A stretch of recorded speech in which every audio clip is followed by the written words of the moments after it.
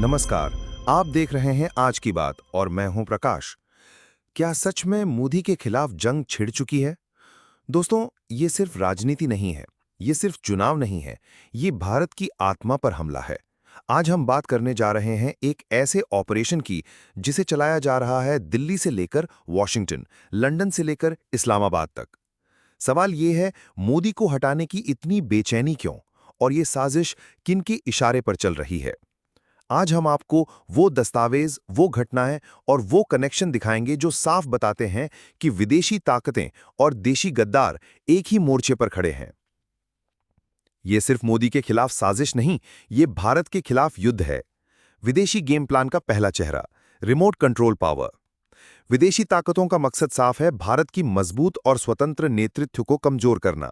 PM Modi ने जब अंतर्राष्ट्रीय मंचों पर भारत की आवाज बुलंद की, जब उन्होंने कहा India will not be dictated, तो कई ताकतों के पेट में मरोड़ उठी। फिर शुरू हुआ एक silent war, media narrative control, NGO funding, social media propaganda और यहां तक कि अंतर्राष्ट्रीय मंचों पर भारत के खिलाफ नकारात्मक रिपोर्ट।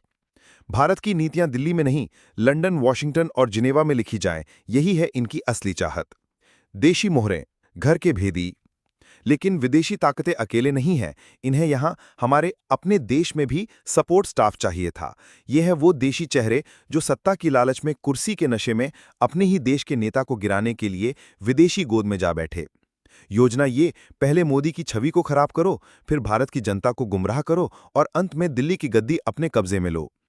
गद्दार का चेहरा हमेशा मुस्कुराता है, लेकिन आंखें हमेशा विदेश की तरफ देखती हैं। मीडिया युद्ध, कहानी गढ़ने वाले पत्रकार। आज का सबसे खतरनाक हथियार मिसाइल या टैंक नहीं, बल्कि मीडिया नैरेटिव है। कुछ देशी विदेशी चैनल और अखबार दिन रात यही कोशिश कर रहे हैं कि मोदी को तानाशाह साबित करो, सरकार को असफल दिखाओ और जनता के मन में गुस्सा भर दो। ये पेड नैरेटिव किसी पीआर कंपनी का काम नहीं, ये एक ऑपरेशन है जिसकी फंडिंग विदेश से होती है। सच्चाई दबा दी जाती है और झूठ को ब्रेकिंग न्यूज बनाकर परोसा जाता है। सोशल मीडिया आर्मी, हैशटैग से हमले। पिछले एक साल में आपने देखा होगा, अचानक एक ही दिन में एक ही हैशटैग ट्रेंड करने लगता है।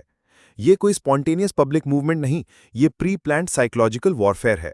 फेक अकाउंट, बॉट नेटवर्क और पेड इन्फ्लुएंसर्स, सबको पैसे देकर एक नैरेटिव को बढ़ाया जाता है।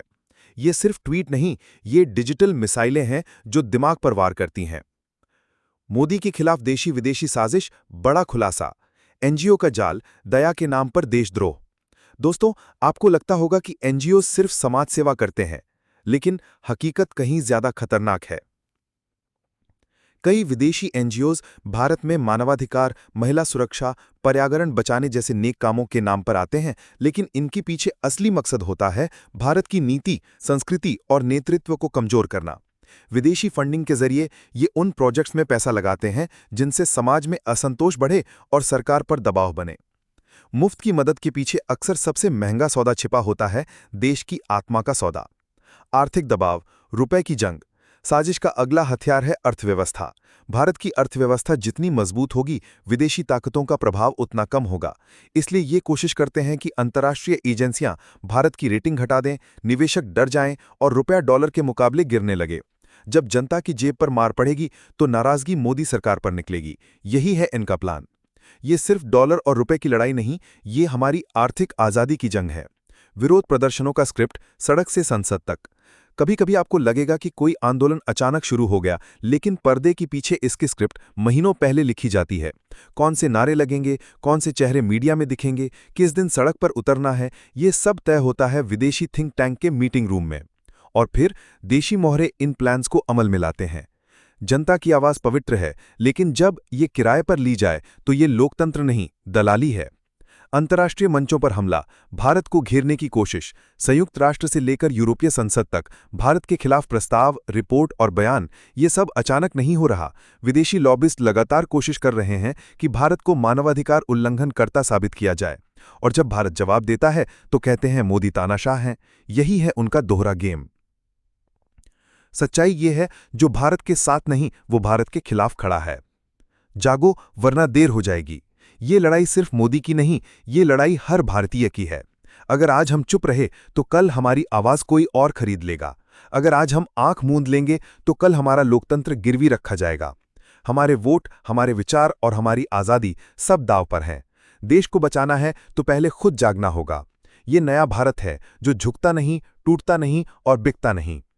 दोस्तों, ये लड़ाई सिर्फ नरेंद्र मोदी की नहीं है, ये लड़ाई हर उस भारतीय की है जो अपने देश की मिट्टी, अपनी संस्कृति और अपनी आज़ादी से प्यार करता है। विदेशी ताकतें चाहती हैं कि भारत फिर से कमज़ोर हो जाए और देश के अंदर बैठे गद्दार उनकी मदद कर रहे हैं।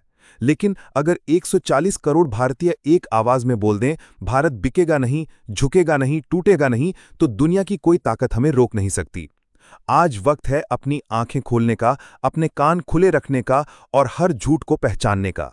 क्योंकि याद रखिए, अगर हम चुप रहे तो कल हमारी चुप्पी हमारे खिलाफ इस्तेमाल होगी।